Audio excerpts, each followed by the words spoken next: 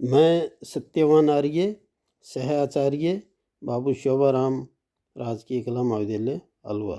प्रिय विद्यार्थियों, हम भक्ति काल के कवि जायसी, जो प्रेम की पीर के कवि माने जाते हैं, उनकी कविता को पढ़ रहे थे। नागमती संदेश खंड में नागमती अपना संदेश अपने पति राजा रतन सेन के पास एक पक्षी के माध्यम से पहुंचा रही हैं। तो सुने उनका अगला पद। पूछसी कहा संदेश वियोगु, जोगी भय न जानसी भोगु। दहीने शंख न सिंगी पूरे, बाएं पूरी रात दिन झूरे। तेली बैल जस बावे फिराई, परा भंवर में सोने तिराई। तुर्ये नाव दहीने रथ हाँका, बाएं फिरे कुम्हार के चाका। तोहि अस नाही पंखी भुलाना, उड़े सो आओ जगत में जाना। एक दीप का आयूं तोरे, सब संसार पाए तर मोरे। दहीने फिरे सो अस उजियारा, जस जग चांद सूरज मनियारा। मोहम्मद बाई दिसी तजा, एक श्रवण एक आँखी। जब तें दाहिन होई मिला, बोल पपीहा पाँखी। कठिन शब्दों का अर्थ देख लें। शंख का अर्थ है शंख, झूरे चिंतित या दुखी, बावे बाईं ओर वाम, भंवर चक्र, कुम्हार कुम्हार, तर तले नीचे, मनियारा प्रकाशित, बाईं दिशी बाईं दिशा गलत दिशा, श्रवण कान। तो पूछसी कहा संदेश वियोगु, जोगी भय न जानसी भोगु।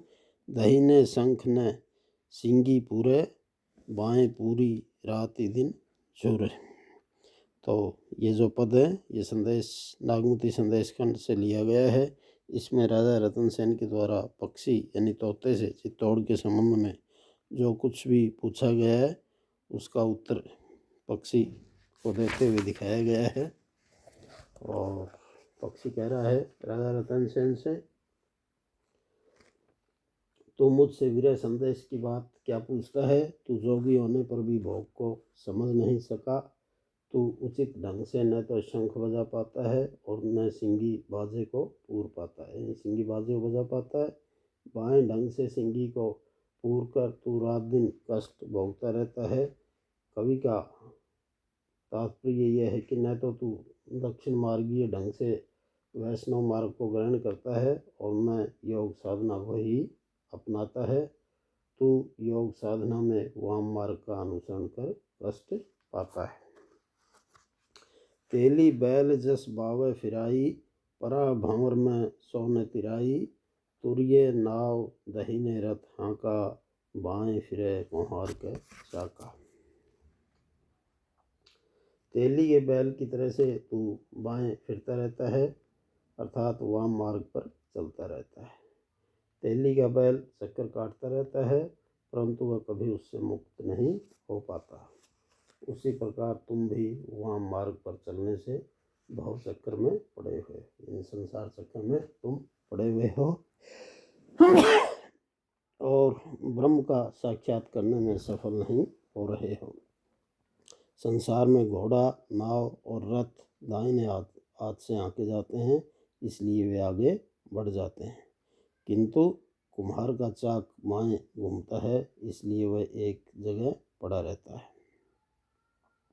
कवि का आशय तात्पर्य यह है कि दक्षिण मार्ग का अनुसरण करने वाला अग्रगामी होता है और वाम मार्ग पर चलने वाला कूप मंडूक या कुएं का मेंढक बना रहता है, उसे जीवन में सफलता नहीं मिलती। तो ही अस नाही पंखी बुलाना, उड़े सो आओ जगत में जाना। एक दीप का आयूं तोरे, सब संसार पाए तर मोरे। दहीने फिरे सो अस उजियारा, जस जग चांद सूरज मनियारा। पक्षी आगे कह रहा है कि मैं तुम्हारी तरह एक स्थान के बुलावे में नहीं पड़ता हूँ। मैं संसार में सर्वत्र उड़ना जानता हूँ। मैं कोई तुम्हारे इसी द्वीप में नहीं आया हूँ, बल्कि सारा संसार मेरे पैरों के नीचे है, यानी मैं सारे संसार में घूमता रहता हूँ। जो दक्षिण मार्ग का अनुसरण करता है वही उज्जवल यश का भागी रहता है। वह संसार में चंद्रमा और सूर्य की तरह प्रकाशित होता है। अर्थात जीवन की सफलता के लिए तुम्हें वाम मार्ग का त्याग कर देना चाहिए और दक्षिण मार्ग की साधना से ऊर्ध्व गति प्राप्त करनी चाहिए। मोहम्मद बाई दिशी तजा, एक श्रवण एक कान, जब तैं दाहिन होई मिला, बोल पपीहा आँख। कवि मोहम्मद जायसी कहते हैं कि उन्होंने अपने बाईं तरफ के एक कान और एक नेत्र का परित्याग कर दिया, यानी वाम मार्ग त्याग दिया। तब दक्षिण मार्ग का अनुसरण कर जब से परमात्मा का साक्षात्कार हुआ है, तब से यह जीव रूपी पक्षी उसी प्रीतम की धुन में लगा हुआ है। यानी जब से मैंने वाम मार्ग छोड़ा है और दक्षिण मार्ग को अपनाया है, तभी से मुझे ईश्वर की प्राप्ति हुई है।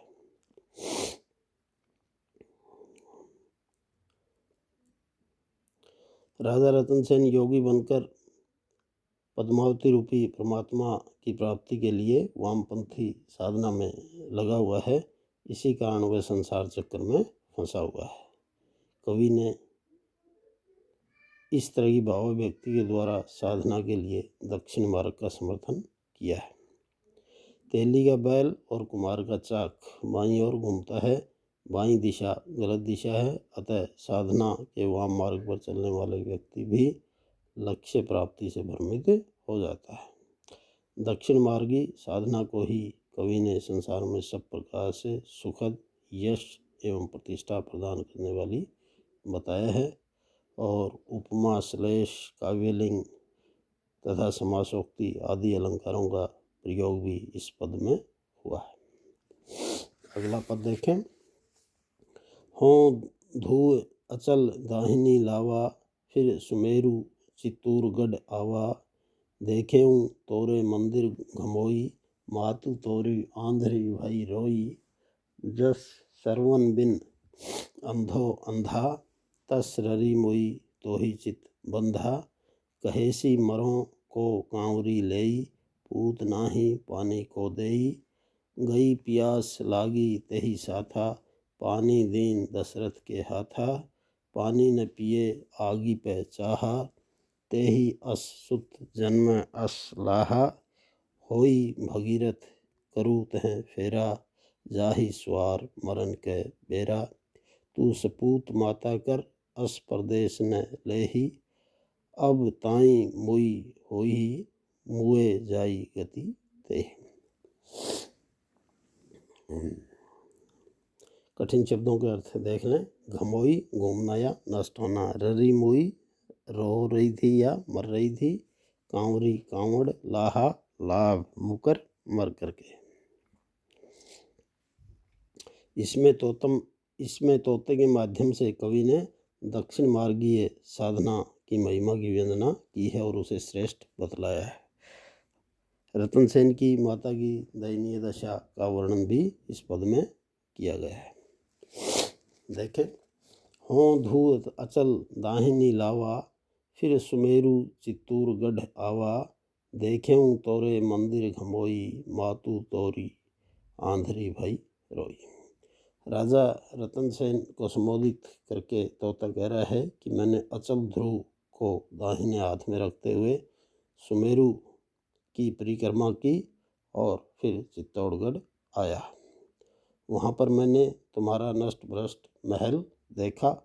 तुम्हारी माता पुत्र विरह के कारण अंधी होकर के रो रही थी। जस सरवन बिनु अंधो अंधा, तस ररी मुई तोही चित बंधा, कहेसी मरों को कांवरी लई, पूत नाही पानी को दई। जिस प्रकार श्रवण कुमार के बिना उसके अंधे माता पिता रो रो कर मर गए थे, उसी प्रकार तुम्हारी बूढ़ी माता तुम्हारा ध्यान समन करते हुए रो रो कर मर रही थी तथा कहती थी कि अब मुझे कोई कांवड़ पर ले जाने वाला नहीं रहा, इसलिए मैं मरी जा रही हूँ। गई प्यास लागी तेहि साथा, पानी दीन दशरथ के हाथा। पानी न पिए आगी पे चाहा, तो ही असुत जन्मे असलाहा। होई भगीरथ करूँ तह फेरा, जाहि स्वार मरण के बेरा।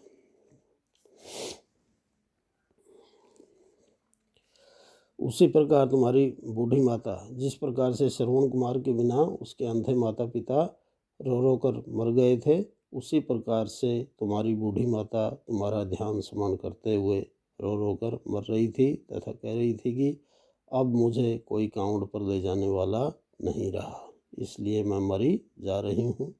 जब पुत्र नहीं है तो कौन पानी दे, मेरी प्यास तो पुत्र के साथ ही चली गई। जब कोई दशरथ उसे पानी देना चाहता था तो उसने वह पानी नहीं पिया और उससे आग मांगी।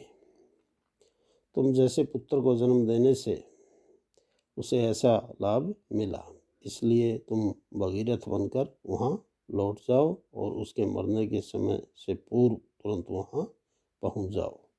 तू सपूत माता कर अस परदेश न लेही, अब ताई मुई होई मुए जाई गति ते।